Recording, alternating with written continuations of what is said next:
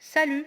Aujourd'hui, on va lire le texte Le monde en mouvement, page 134, et on va répondre aux questions 1, 2 et 3.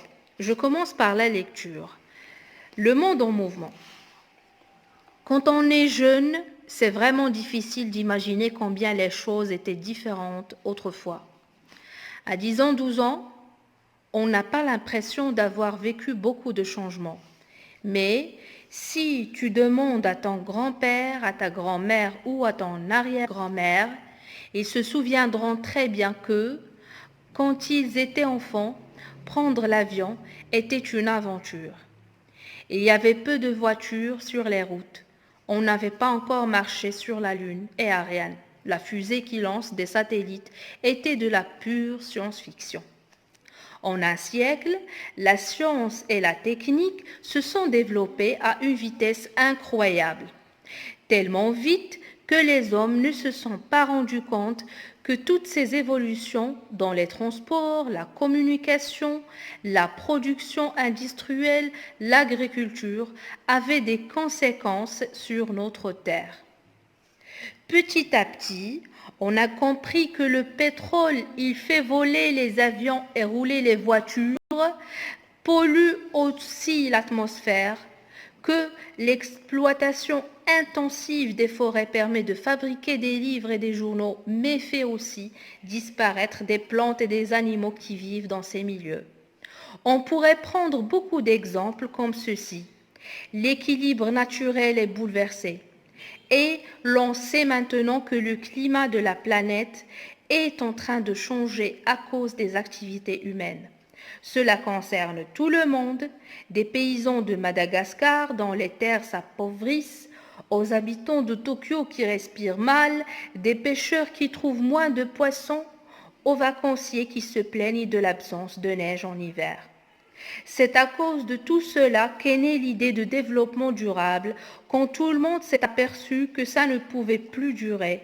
Derrière ce terme un peu barbare se trouve l'idée qu'il faut respecter un équilibre entre les besoins de la vie moderne et ce que peut supporter notre planète. Pas facile, n'est-ce pas? Alors, chacun de nous doit se mobiliser. On passe aux questions. 1. En un siècle, la science et la technique se sont développées à une vitesse incroyable. Dans quel domaine? Peux-tu donner des exemples précis? Dans le texte, on a parlé des domaines. On a dit que en un siècle, la science et les techniques se sont développées à une vitesse incroyable. On a parlé de la production, la communication, les transports, etc. Mais je vais parler un petit peu en détail dans la réponse de cette question. La science et la technique se sont développées dans nombreux domaines, par exemple les moyens de transport, on va préciser, l'apparition et multiplication des voitures, désormais plus rapides, plus économiques, des voitures électriques, des trains à grande vitesse, les TGV, d'avions très sûrs pouvant transporter de plus en plus de frais de passagers sur des distances de plus en plus longues, de paquebots géants, de tankers, etc. Dans la communication, il y avait un développement très rapide du téléphone, l'apparition et le développement fulgurant de la télévision, des ordinateurs, d'Internet, du mobile et ainsi de suite. La santé, il y avait une augmentation importante de l'espérance de vie grâce au progrès de la médecine et à l'apparition de nouvelles machines comme la radio, le scanner plutôt, l'IRM et au progrès de la pharmacie. On passe à la deuxième question. Notre planète va-t-elle bien ou non? Justifie ta réponse à l'aide d'exemples proposés dans le texte. Voilà, dans le texte, ils nous ont parlé de la planète Terre, qu'elle ne va pas bien. Elle est malade.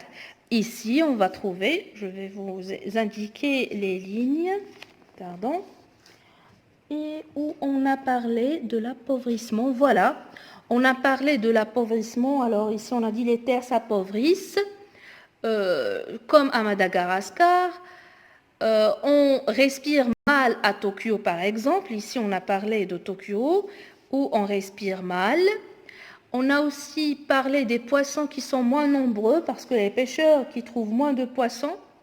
Et aussi, on a parlé du temps qui est bouleversé, la neige qui est souvent absente en hiver. Et ici, on a dit que les vacanciers se plaignent de l'absence de la neige. On passe à la troisième question. Qu'est-ce que le développement durable? Ici, il faut faire une petite recherche. Alors, le développement durable, c'est un type de développement à l'opposé du développement actuel.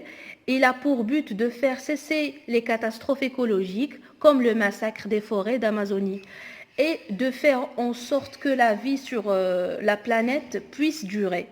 Pour cela, il consiste entre un équilibre entre les besoins de la vie moderne en termes de ressources naturelles, de travail, de communication et de loisirs, et ce que peut supporter la planète en termes de pollution, qu'il s'agisse de la pollution de l'air, de la terre et de l'eau.